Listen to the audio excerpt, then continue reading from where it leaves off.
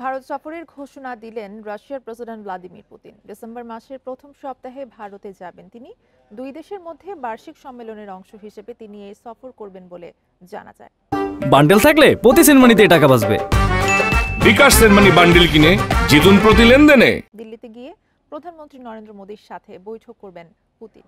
সেই বৈঠকে আলোচনার বিষয় হতে পারে দুদেশের বাণিজ্য।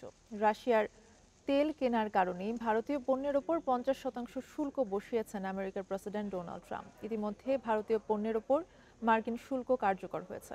ট্রাম্পের এমন সিদ্ধান্তে এক সময়ের ঘনিষ্ঠ দেশ দুটির পারস্পরিক সম্পর্কে ফাটল ধরেছে। এ পরিস্থিতিতে ভারত সফর ও বৈঠকের ঘোষণা দিলেন পুতিন। এই বৈঠককে দুই দেশের বিশেষ কৌশলগত অংশীদারিত্ব আরও জোরদার করার একটি গুরুত্বপূর্ণ পদক্ষেপ হিসেবে দেখা হচ্ছে। সম্প্রতি চীন সফরেও পুতিনের সাথে আলাদা করে আলোচনা হয় নরেন্দ্র মোদীর।